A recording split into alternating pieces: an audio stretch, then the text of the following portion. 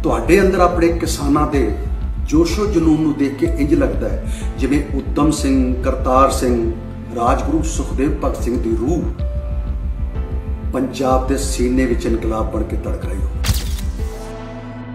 इस नाचीज गुरदास मान के पंजाबी होने की नीयत तबीयत ते शक करन वालियां नूं मेरी हाथ जोड़ के बेनती है कि बेशक मैनूं गालां कढ़ लेना, पर मेरे हथों मेरे पंजाबी होने का हक मान सत्कार ना करो। मैं उसके सवाल का जवाब सहज विच देंदियां कहा सी कि एक देश की एक भाषा तो होनी चाहिए तां जो उस देश का हर बंदा भावें किसी भी स्टेट का हो आसानी नाल अपने दिल की गल खुल के बेफिक्री नाल साझी कर सके, जो गल कर सके, समझ सके और दूसरे को समझा सके, उसनूं राष्ट्र भाषा कहते। पर मेरी गल का यह मतलब नहीं सी कि पंजाब विचों पंजाबी खत्म कर दी जाए। अपनी जिंदगी का पहला टुटिया फुटिया गीत मैं उस वेले लिखिया सी जदों पंजाब दे विच आण आई सी। आण दा मतलब टिड्डी दल आया सी। असीं छोटे छोटे बच्चे अपने प्यो, ताए, चाचे ते सीरियां नाल पीपे खड़का खड़का के ते रौला पाउंदे होए आण नूं उड़ा रहे सी। अज मेरे नाल किसानां दे नाल जुड़े होने के बावजूद भी मेरे उत्ते शंके शुबा पैदा किए जा रहे हैं। कुछ कलाकारां दी, कुछ बंदियां दी मैं की दसां, मेरे नाम नूं लैके, मेरी उम्र नूं लैके हाय तौबा मची रहिंदी, हाय मैं मर जां, अजे तक जिउंदा नचदा गाउंदा। यार असीं की नचना ते गाउणा, यार नचावे तां नचदे।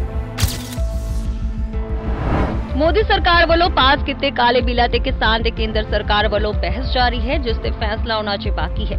इस दे नाल जेकर पंजाबी इंडस्ट्री की गल की जाए तो पूरा बॉलीवुड ही पंजाब नूं सपोर्ट कर रहा है। इस दे नाल कई लोगों की शिकायत थी कि हमेशा ही पंजाबी बोली पंजाब ते पंजाब के किसानां की गल करने वाले गायक गुरदास मान क्यों नहीं बोल रहे।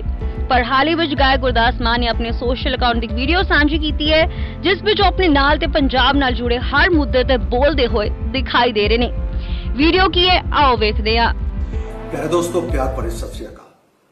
सब तो पहला किसानां नाल जुड़े हुए नौजवान मुंडे कुड़ियां नूं, गुणी ज्ञानी सज्जणां नूं, पंजाबी पंजाबीयत की रूह नूं समझण वाले बुद्धिजीवियां नूं मेरे वल्लों बहुत आदर ते सत्कार मंजूर होवे।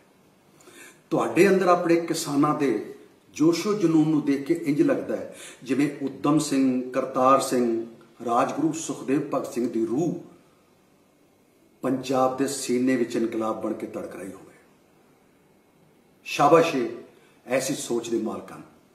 मेरी कोई सियासी पार्टी नहीं, ना कोई जथेबंदी, पर मैं हक सच दे लई लिखदा ते गाउंदा आया। यही मेरा जाती ते इखलाकी फर्ज है। इस नाचीज गुरदास मान के पंजाबी होने की नीयत तबीयत ते शक करन वालियां नूं मेरी हाथ जोड़ के बेनती है कि बेशक मैनूं गालां कढ़ लेना, पर मेरे हथों मेरे पंजाबी होने का हक मान सत्कार ना खोना। यही मेरी सारी उम्र की कमाई है, यही खाई है ते यही हंडाई।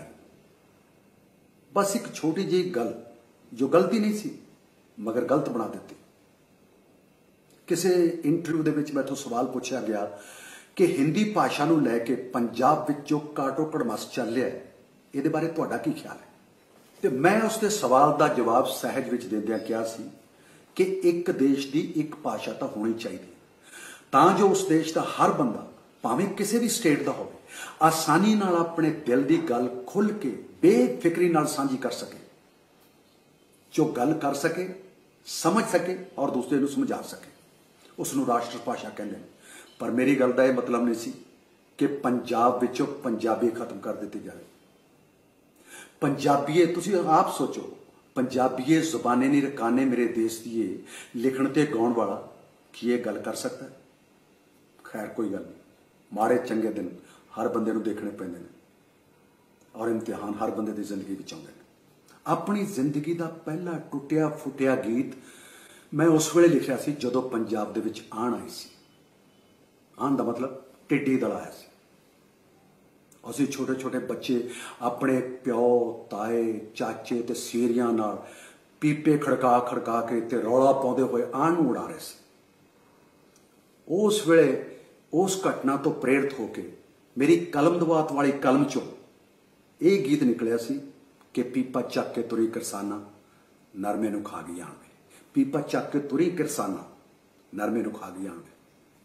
ਤੇ ਹੁਣ ਦੱਸਣ ਲੱਗਾ ਮੈਂ ਆਪਣੀ ਜ਼ਿੰਦਗੀ ਦੀ ਪਹਿਲੀ ਪਰਫਾਰਮੈਂਸ ਬਾਰੇ, ਜੋ 9-10 ਸਾਲ ਦੀ ਉਮਰ ਵਿੱਚ ਦਿੱਤੀ। ਜਦੋਂ ਮੇਰਾ ਚਾਚਾ ਮੈਨੂੰ ਮੋਢੇ ਤੇ ਚੁੱਕ ਕੇ ਭੀੜ ਨੂੰ ਚੀਰਦੇ ਹੋਏ ਮੇਰੇ ਪਿੰਡ ਵਾਲੀ ਮੰਡੀ ਦੀ ਰਾਮਲੀਲਾ ਦੀ ਸਟੇਜ ਤੇ ਮੈਨੂੰ ਚੜਾ ਕੇ ਸਟੇਜ ਸੈਕਟਰੀ ਤੋਂ ਇਜਾਜ਼ਤ ਲੈ ਕੇ ਮੇਰੇ ਗਾਉਣ ਦੀ ਸਿਫਾਰਿਸ਼ ਕੀਤੀ ਤੇ ਮੈਨੂੰ ਗਾਉਣ ਲਈ ਕਿਹਾ ਤੇ ਮੈਂ ਕੰਬਦੇ ਕੰਬਦੇ ਗਾਇਆ, ਰੁੱਖੀ ਰੋਟੀ ਤੇ ਛੱਪੜ ਦਾ ਪਾਣੀ ਵੇ ਜੱਟਾ ਤੇਰੀ ਜੂਨ ਬੁਰੀ, ਵੇ ਰੁੱਖੀ ਰੋਟੀ ਤੇ ਛੱਪੜ ਦਾ ਪਾਣੀ ਜੱਟਾ ਤੇਰੀ ਜੂਨ ਬੁਰੀ।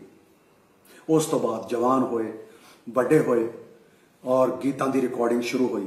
ਉਸ ਵੇਲੇ ਗਾਇਆ, ਜੀਣ ਮੇਰੇ ਵਤਨਾਂ ਦੀਆਂ ਮਾਵਾਂ ਕਰ ਕਰ ਜੀਵਨ ਪੁੱਤ ਜਵਾਨ, ਕੁੜੀਆਂ ਚਿੜੀਆਂ ਧੀਆਂ ਪੈਣਾ ਸਭੇ ਜੀਵਨ ਖੁਸ਼ੀ ਮਨਾਣ, ਭਾਗਾਂ ਵਾਲੀ ਧਰਤੀ ਜੀਵੇ ਧਰਤੀ ਦੇ ਮਜ਼ਦੂਰ ਕਿਸਾਨ, ਅੱਲਾ ਰੱਖੇ ਵਾਹਿਗੁਰੂ ਬਖਸ਼ੇ ਭਲੀ ਕਰੇ ਸਭ ਦੀ ਭਗਵਾਨ।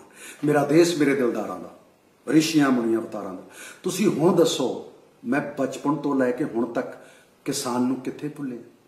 ਤੇ ਅੱਜ ਮੇਰੇ ਨਾਲ ਕਿਸਾਨਾਂ ਦੇ ਨਾਲ ਜੁੜੇ ਹੋਣ ਦੇ ਬਾਵਜੂਦ ਵੀ ਮੇਰੇ ਉੱਤੇ ਸ਼ੰਕੇ ਸ਼ੁਬਾ ਪੈਦਾ ਕੀਤੇ ਜਾ ਰਹੇ। ਕੁਝ ਕਲਾਕਾਰਾਂ ਦੀ, ਕੁਝ ਬੰਦਿਆਂ ਦੀ ਮੈਂ ਕੀ ਦੱਸਾਂ, ਮੇਰੇ ਨਾਮ ਨੂੰ ਲੈ ਕੇ, ਮੇਰੀ ਉਮਰ ਨੂੰ ਲੈ ਕੇ ਹਾਏ ਤਬਾ ਮੱਛੀ ਰਹਿੰਦੀ ਹੈ। ਹਾਏ ਮੈਂ ਮਰ ਜਾ, ਅਜੇ ਤੱਕ ਜਿਉਂਦਾ ਨੱਚਦਾ ਗਾਉਂਦਾ। ਯਾਰ ਅਸੀਂ ਕੀ ਨੱਚਣਾ ਤੇ ਗਾਉਣਾ, ਯਾਰ ਨਚਾਵੇ ਤਾਂ ਨੱਚਦੇ ਆ।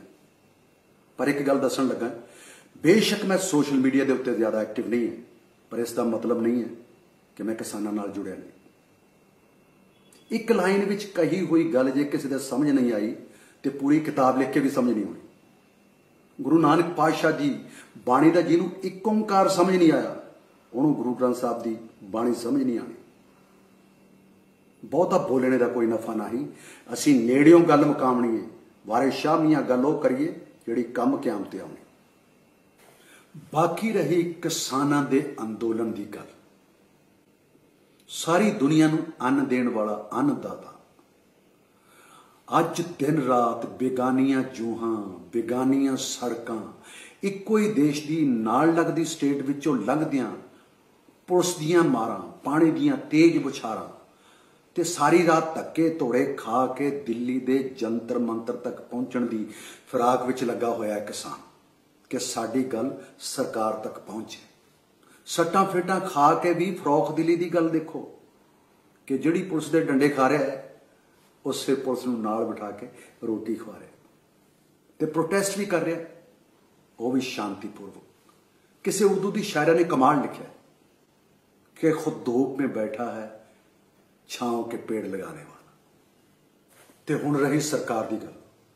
मेरी सरकार अगे हथ बन के पुरजोर बेनती है कि जिहड़े किसान अपने परिवार नूं छड्ड के, अपने बच्चों नूं छड्ड के, बच्चों वांगू पालियां फसलों नूं छड्ड के दिल्ली दीयां सड़कां ते दर-बदर भटक रहे ने, उन्हां दे मुद्दिआं ते गौर कीता जाए। बजुर्गों की बजुर्गी नूं मद्देनज़र रखते हुए उन्हां लई कुछ किया जाए, उन्हां दी आवाज़ ते फरियाद नूं सुनिया जाए। सरकार तो इंसाफ की उम्मीद रखते हुए मैं तो सिर्फ यही कहूँगा जो पहले दिन किया से, जे किसान है तो हिंदुस्तान है, जे जवान है तो भारत महान है। जय हिंद। ब्यूरो रिपोर्ट, फिल्मी तड़का।